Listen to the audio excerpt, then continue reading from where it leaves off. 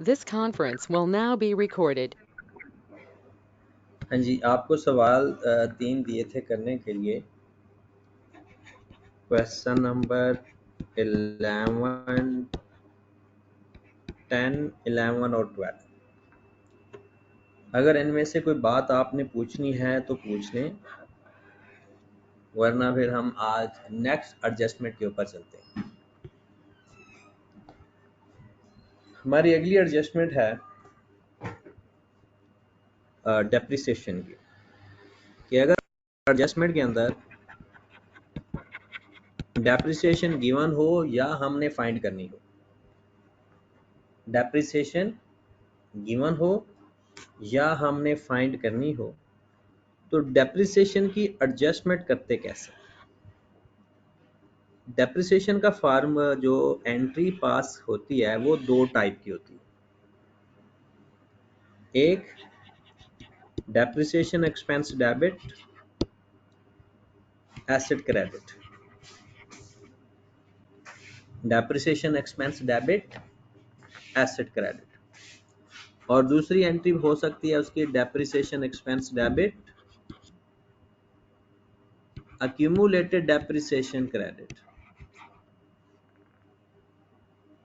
अब अगर आप इसको देखें कि इसके इफेक्ट हमारे स्टेटमेंट में कैसे होंगे, तो डेप्रिसिएशन जो एक्सपेंस होता है ना, वो एसओसीआई के अंदर अदर एक्सपेंस में चला जाता है।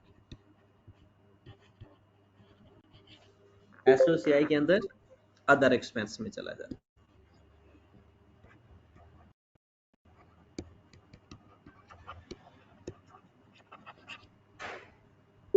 और जो एसिड क्रेडिट हो रहा है, एसिड क्रेडिट होने का मतलब है स्टेटमेंट ऑफ फाइनेंशियल पोजीशन में ये अपने रेलिवेंट एक्सपेंस में से माइनस हो जाता है, क्योंकि माइनस हो रहा है less from relevant asset, less from relevant asset. और अक्यूमुलेटेड एक्शन अगर क्रेडिट हो रहा हो तो उसी एसेट की अक्यूमुलेटेड एक्शन में जाकर ये प्लस हो जाएगा, क्योंकि accumulated depreciation by default credit होता है और अक्यूमुलेटेड एक्शन क्रेडिट हो तो प्लस हो जाएगी।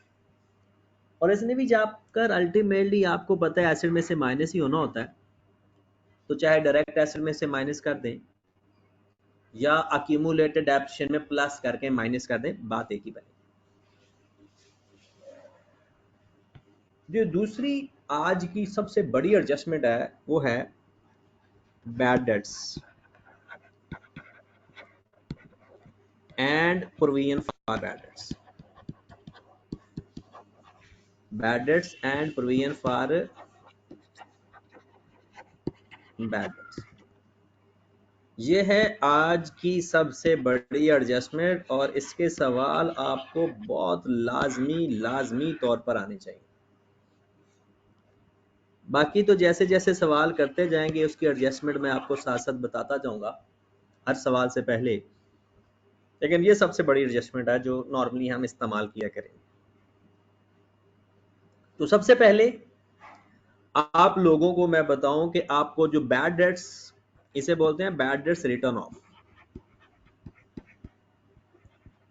ये वो वाले बैड डेट्स होते हैं जो कंफर्म हो चुके हैं कि ये पैसे हमें नहीं मिलने। और प्रोविजन फॉर बैड डेट्स मतलब अभी कंफर्म नहीं है, अलाउंस क्रिएट किया जाता है। अलाउंस फॉर बैड डेट्स मतलब हो सकता है, क्योंकि एक्सपेंसेस जो हो सकते हैं हमें प्रूडेंस कंसेप्ट कहता है कि आपने वो भी रिकॉर्ड करने हैं। अब होता क्या है भला, अब बैड डेट्स आपको दो जगह से मिलते हैं। एक, या तो आपको ये ट्रायल बैलेंस में मिलेंगे। अगर ये ट्रायल बैलेंस में पड़े हैं तो इसका मतलब है इसकी जर्नल एंट्री पास करने की जरूरत नहीं है, इसकी एंट्री पास हो चुकी है। अगर ये ट्रायल बैलेंस में है तो इसकी एंट्री पास हो चुकी है, तो हम इसको जाकर अदर एक्सपेंस में लिख देंगे। अगर बैड डेट्स आपको ट्रायल बैलेंस में मिलेंगे तो आप इसको अदर एक्सपेंस में लिख देंगे। दूसरा केस, अगर आपको ट्रायल बैलेंस एडजस्टमेंट में मिलेंगे, तो हमें पता है एडजस्टमेंट के तो दो इफेक्ट होते हैं मिनिमम। तो फिर एक एंट्री पास कर लेते हैं, बैड डेट्स उसके डेबिट हो जाएंगे और डेटर्स क्रेडिट हो जाएंगे। मतलब ये तो चले जाएंगे अदर एक्सपेंस में और डेटर से जाकर माइनस भी होंगे। मतलब जो भी एडिशनल बैड डेट्स होंगे इसे एडिशनल या फर्दर या एडजस्टमेंट में जो गिवन होंगे, एक तो वो एक्सपेंस में वो भी जाएंगे, लाजमी जाएंगे, और दूसरा वो डेटर से भी माइनस होंगे। ट्रायल बैलेंस वाले क्यों नहीं माइनस होते? क्योंकि वो ऑलरेडी माइनस हो चुके होते हैं, दोबारा माइनस करने की जरूरत नहीं होती। क्लियर होगी बात? Next, allowance for bad dates या प्रोविजन फॉर बैड डेट्स भी दो तरह से होता है। एक, आपको ऑलरेडी जो पिछले साल की प्रोविजन होती है, प्रोविजन ऑफ लास्ट ईयर,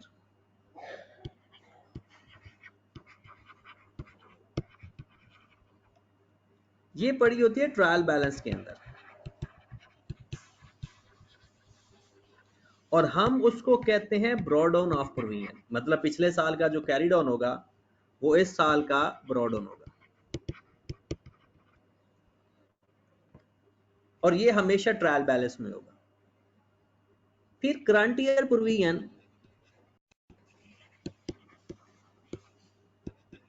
वो इस साल की होगी और ये नॉर्मली एडजस्टमेंट में बताया होगा,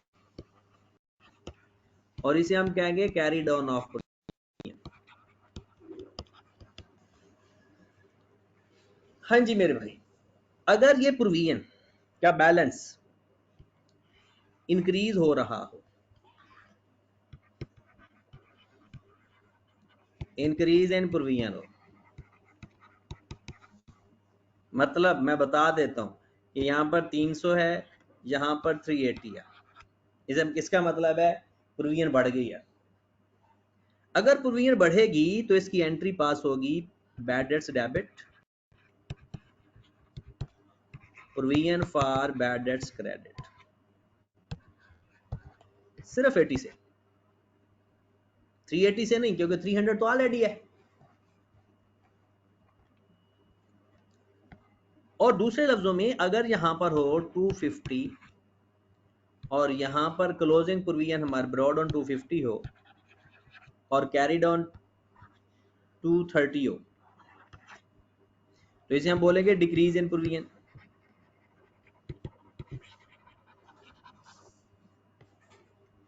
अगर प्रोविजन कम होती है तो इसका मतलब क्या हुआ? अगर प्रोविजन कम है तो इसका मतलब क्या हुआ? एंट्री पास हो जाएगी provision for bad dates debit,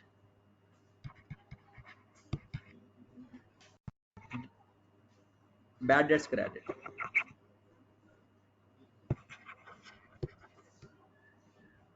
twenty से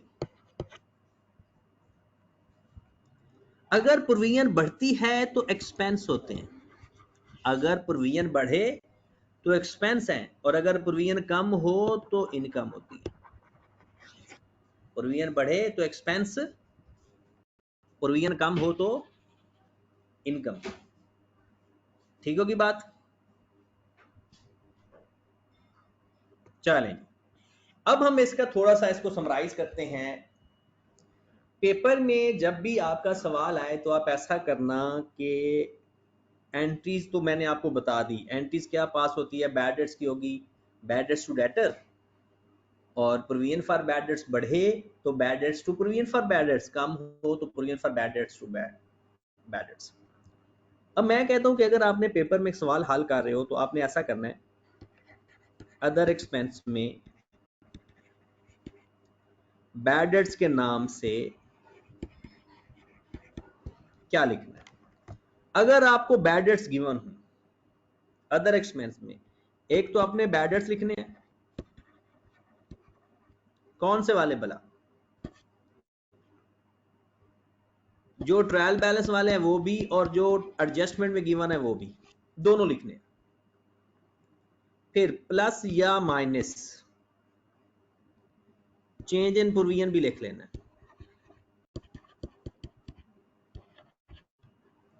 अब कहेंगे सर प्लस या माइनस का क्या मतलब, प्रोविजन बढ़े तो प्लस कर देना, प्रोविजन कम हो तो माइनस कर देना, क्योंकि प्रोविजन बढ़ती है तो एक्सपेंस होते हैं तो प्लस कर देना, अगर प्रोविजन कम हो तो माइनस कर देना। फिर माइनस बैड डेट्स रिकवर्ड अगर गिवन हो तो। जब भी कोई सवाल आए तो आपने स्टेटमेंट कॉम्प्रिहेंसिव इनकम के अंदर अदर एक्सपेंस के अंदर ये चीजें मैक्सिमम है जो आ सकती हैं बैड डेट से रिलेटेड, मतलब बैड डेट सारे प्रोविजन बढ़े तो प्लस करके माइनस, वरना माइनस, और अगर बैड डेट्स रिकवर हैं तो वो भी माइनस करते हैं। अगर इसका आंसर पॉजिटिव आएगा तो इसका मतलब है हमारे एक्सपेंस हैं, और अगर इसका नेगेटिव आंसर आएगा तो इसका मतलब है हमारी इनकम है, क्योंकि नेगेटिव आंसर तब भी आएगा ना जब अदर इनकम ज्यादा हो जाएगी। और दूसरी बात जो इंपॉर्टेंट है वो जब आपने स्टेटमेंट ऑफ फाइनेंशियल पोजीशन में जाकर लिखना है ना डेटर्स को, डेटर्स में से पहले माइनस कर देना बैड डेट्स। कौन से वाले भला, ट्रायल बैलेंस वाले नहीं, एडजस्टमेंट वाले, क्योंकि ट्रायल बैलेंस वाले पहले माइनस हुए हैं, और माइनस कर देना कैरी डाउन ऑफ प्रोविजन, बस, डिफरेंस नहीं, क्योंकि डेटर में से तो टोटल प्रोविजन माइनस होगी, पहले वाली भी और जो आपने चेंज किया है वो वाली भी। तो ये सबसे ज्यादा इंपॉर्टेंट एडजस्टमेंट है मेरे भाई, जब भी पेपर में आए तो आप पहले ये लिख लें, फिर इसके इफेक्ट आपको लिखना आसान हो जाएंगे। हाँ जी जनाब, तो सवाल करते हैं इसका एक, ये क्वेश्चन नंबर 2 है मेरे पास, मैं ये करवाने लगा हूं आपको, अपने पास भी निकाल लें ये क्वेश्चन नंबर 2।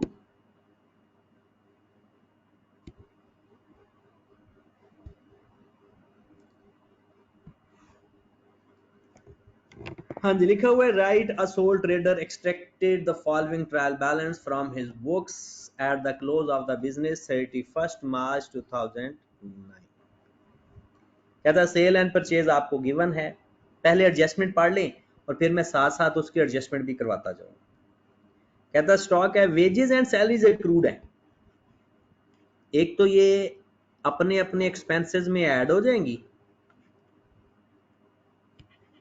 और दूसरा एक अपने एक्सपेंस में ऐड हो जाएंगी, और दूसरा ये करंट लायबिलिटी में भी जाएंगी। रेंट प्रीपेड है, अपने एक्सपेंस में से माइनस हो जाएगा और करंट एसेट में भी जाएगा। Increase in provision for bad debts by 110 to 740, कहता है 110 से बढ़ा के प्रोविजन आपने 740 कर दी, 110 से प्रोविजन बढ़ा के 740 कर दी। उसके बाद वो कहता है डेप्रिसिएशन है फिटिंग एंड फिक्सचर की 190 और 1400। लो मेरे भाई इसकी एडजस्टमेंट पढ़ते जाएंगे, और उसके साथ में इसके ऊपर भी शो कर दूंगा, और उसके बाद फिर बाद में भी। हाँ जी, sale and purchase, stock, capital, bank overdraft, cash, discount, return inward, return outward, carriage outward, rent and insurance. Rent बताया हुआ है, रेंट है सी में देखें प्रीपेड 600 का,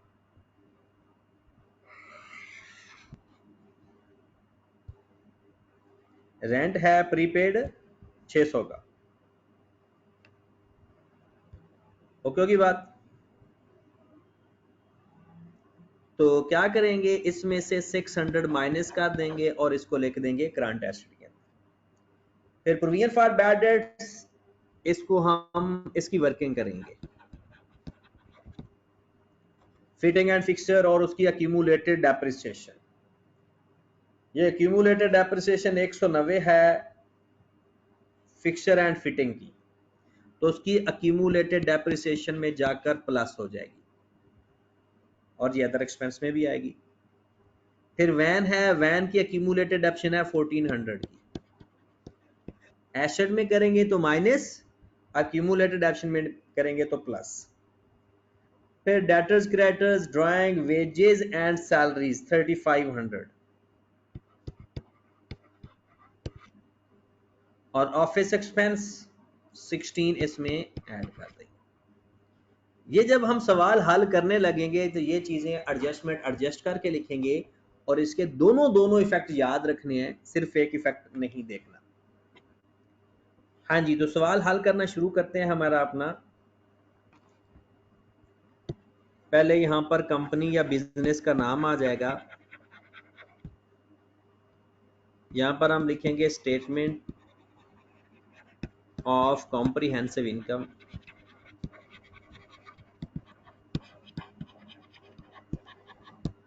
फॉर द ईयर एंडेड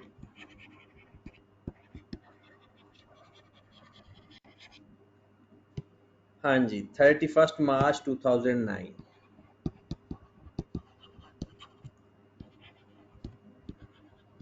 सबसे पहले लिखेंगे सेल्स या रेवेन्यू। सेल्स हमारे पास है 127245 127245। इसमें से हम एक तो रिटर्न इनवर्ड है वो माइनस करेंगे,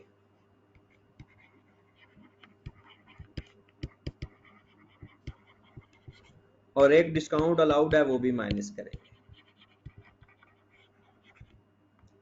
डिस्काउंट अलाउड को दो जगह लिखा जा सकता है, या तो सेल से माइनस किया जा सकता है या अदर एक्सपेंस में लिखा जा सकता है।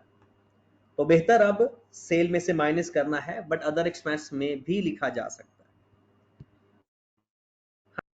जनाब हमारे पास रिटर्न इनवर्ड है 3486। डिस्काउंट अलाउड है हमारे पास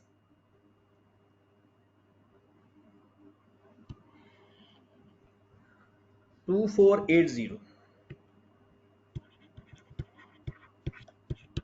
हाँ जी, मुझे इसकी कैलकुलेशन करके देते जाओ काइंडली। कितना आ गया आंसर इसका? सर 121279। 121279। जी सर।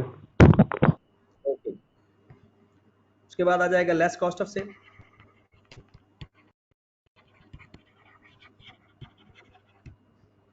हाँ जी, कॉस्ट ऑफ सेल्स में सबसे पहले हम लिखते हैं ओपनिंग स्टॉक। ओपनिंग स्टॉक हमारे पास है जनाब 7940।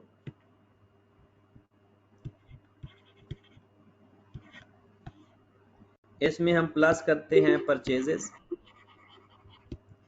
माइनस करते हैं जनाब परचेज रिटर्न या रिटर्न आउटवर्ड,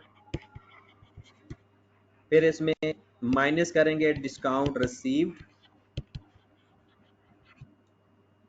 इसमें प्लस कर, अगर कैरेज इन है तो प्लस कर देंगे। हाँ जी जनाब, रिटर्न आउटवर्ड आपके पास है 1356।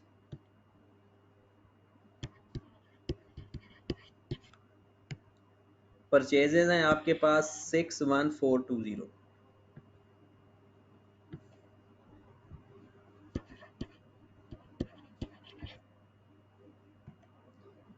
फिर है जनाब डिस्काउंट 62।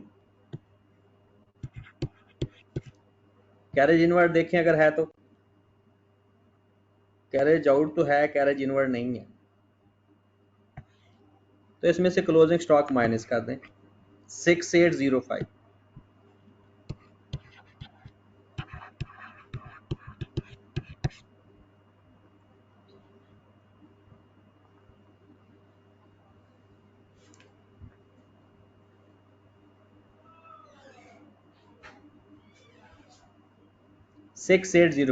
करे जरा कॉस्ट ऑफ सेल कितनी आ रही है? 61137। 61137। जी सर। चलें जनाब, ग्रॉस प्रॉफिट आप अपने बता दो। 60142। 6014, बस इतना ही है? सर 2 भी है। 6014 2। 6014। हाँ जी जनाब, आगे चलते हैं, फिर लेस अदर एक्सपेंस कर लेते हैं।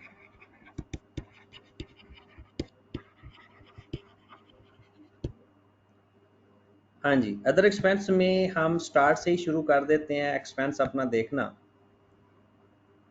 कैरेज आउटवर्ड, कैरेज आउटवर्ड है जनाब 3210, कैरेज आउट 3210। फिर है जनाब हमारे पास ये rent, rates and insurance 8870 minus 600, rent and insurance 8870 minus 600, तो ये आ जाएगा 8270। फिर उसके बाद रेंट एंड इंश्योरेंस के बाद प्रोविजन फॉर बैड डेट्स, इसकी वर्किंग कर लें। आओ ज़रा वर्किंग करते हैं। मैंने आपको बताया कि आपने बैड डेट्स में क्या क्या लिखना है। बैड डेट्स में पहले तो बैड डेट्स ढूंढे ना, बैड डेट्स दो टाइप के हो सकते हैं अगर हैं तो। बैड डेट्स नहीं नजर आ रहे मुझे कहीं भी, बैड डेट्स कहीं नजर नहीं आ रहे और ना ही एडिशनल इंफॉर्मेशन में है, तो बैड डेट्स तो हैं ही नहीं। ठीक है, फिर लिखेंगे प्लस या माइनस प्रोविजन।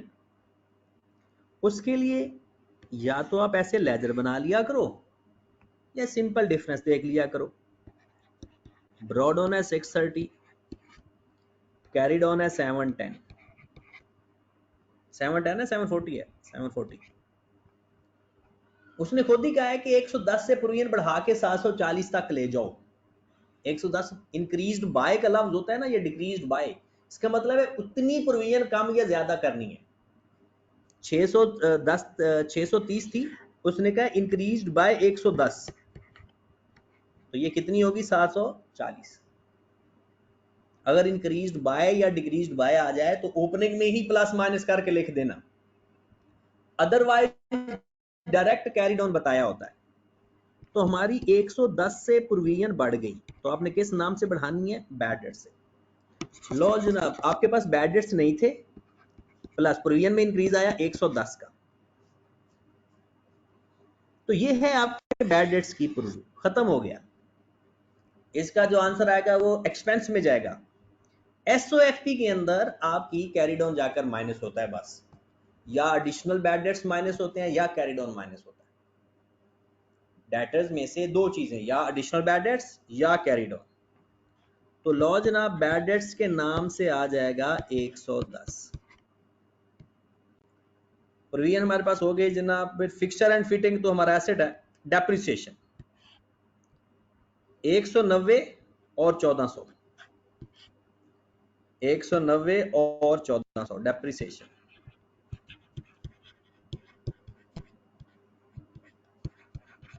तो यह आ जाएगी 1590। फिर हमारे पास वेजेस एंड सैलरीज 3500 प्लस करके लिखेंगे, वेजेस एंड सैलरीज।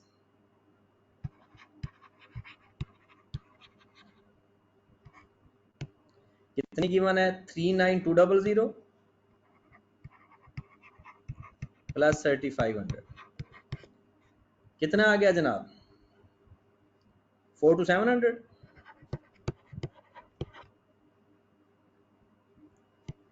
फिर जर्नल ऑफिस एक्सपेंस,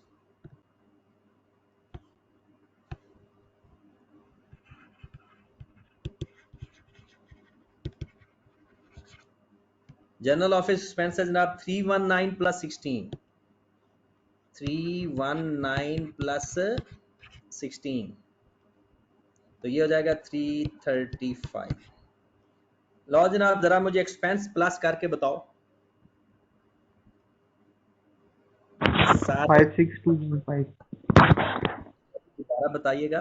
56215, 56215,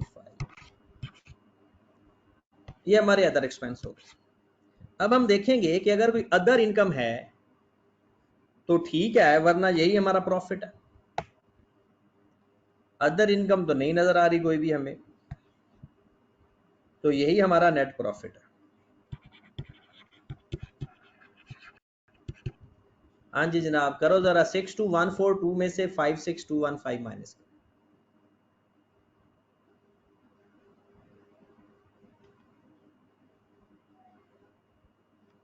कितना आंसर आ रहा है? सर 3927। 3927। हाँ जी जनाब, क्लियर होगी बात। तो ये थी हमारी स्टेटमेंट ऑफ कंप्रीहेंसिव। अब हम बनाते हैं statement of financial position. Company का नाम आएगा,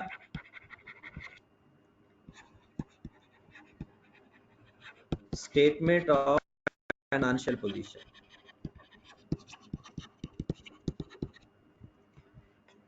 हाँ जी जनाब, for the year ended, sorry, as at 31 March 2009। सबसे पहले नॉन करंट एसेट्स लिख लेते हैं।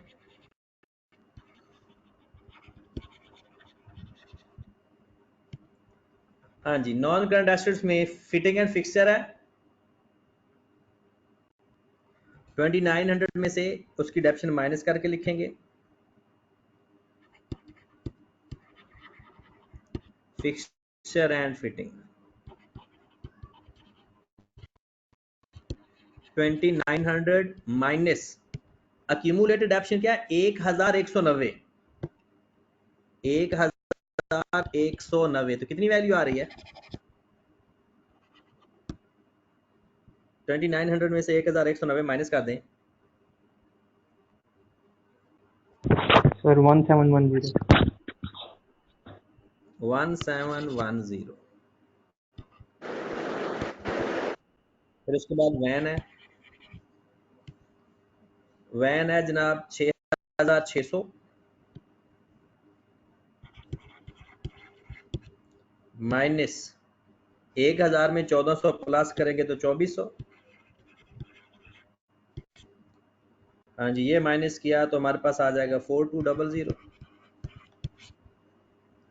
ये हमारे नॉन करंट एसेट है बस इस सवाल के अंदर। तो ये आ जाएगा 5910।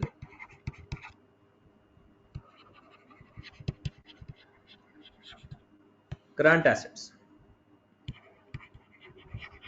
स्टॉक से शुरू करते होते हैं 6805। डेटर्स कितने हैं हमारे पास?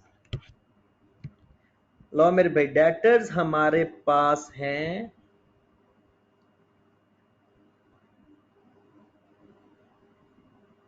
अकाउंट रिसीवेबल, या ये डेटर्स हैं 12418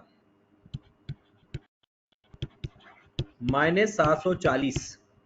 ये 740 वो प्रोविजन फॉर बैड डेट्स वाला, और तो कुछ है ही नहीं एडजस्टमेंट। तो करो माइनस सर, माइनस करके बताओ कितना आता है।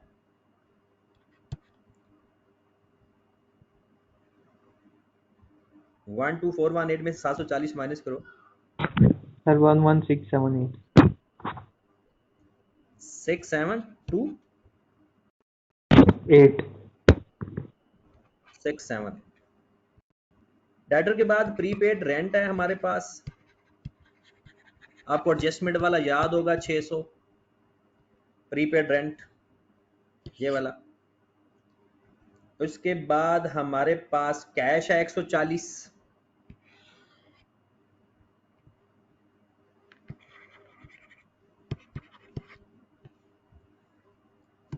उसके बाद हमारे पास करंट एसेट्स कोई भी नहीं है, खत्म हो गया करंट एसेट्स का। टोटल करके बता दो।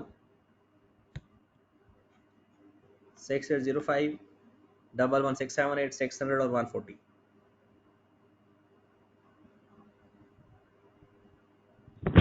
19223। 19223 टोटल एसेट्स।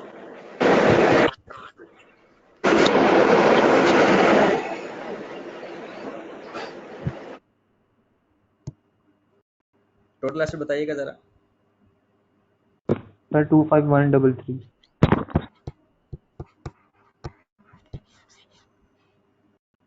ओके होगी बात। अब आ जाते हैं इक्विटी एंड लायबिलिटी के ऊपर।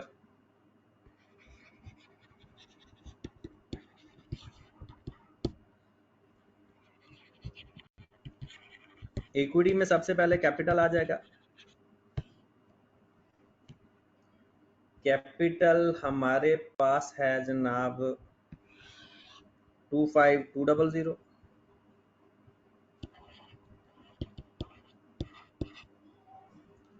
प्लस नेट प्रॉफिट आ जाएगा।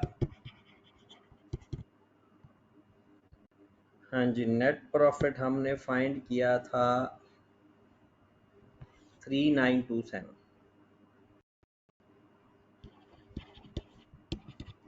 माइनस हो जाएगा ड्राइंग्स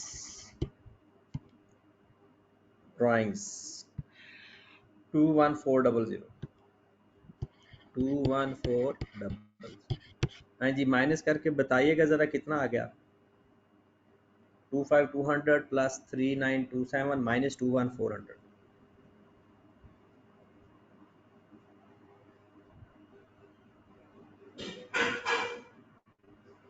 कितना आ रहा है?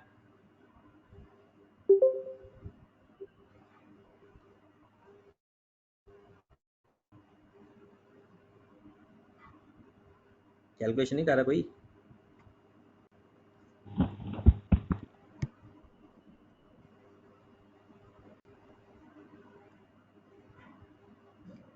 आवाज नहीं आ रही मेरी। क्या कैलकुलेशन कौन कर रहा है? 7727 7727 नॉन करंट लायबिलिटी तो है नहीं, तो करंट लायबिलिटी लिख लेते हैं। करंट लायबिलिटी में सबसे पहले तो क्रेडिटर लिखते हैं।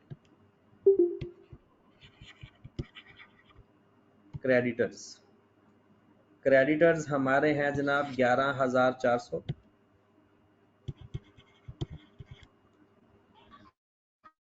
फिर हम लिख लेते हैं अक्रूड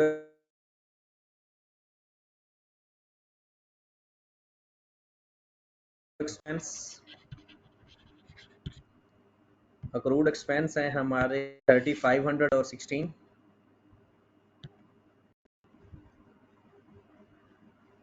प्लस 16।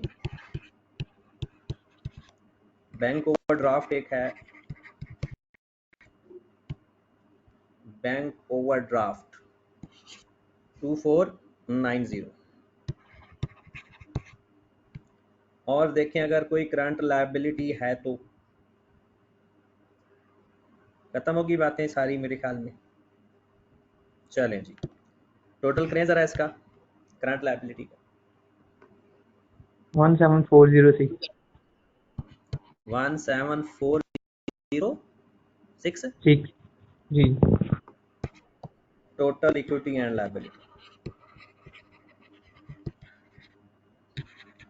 हाँ जी, टोटल कर दे इसका 25133 25133। लो जनाब, तो ये हमारा आज का सवाल कंप्लीट हो गया। आपने जो कल सवाल करने हैं, एक तो क्वेश्चन नंबर 1 करना है मेरे भाई, और लाजमी करने हैं। और स्पेशली जिन लोगों ने पहले नहीं सवाल किए हुए, जैसे फैजुर रहमान है या बाकी जो लोग भी हैं जिनके लेक्चर मिस हैं, उन्होंने लाजमी ये सवाल हल करने हैं। क्वेश्चन नंबर 1 लाजमी करना है, 2 को दोबारा करना है, और क्वेश्चन नंबर 3 भी कोशिश कर लेनी है। हाँ जी, क्वेश्चन नंबर 3 भी करना है, ठीक है।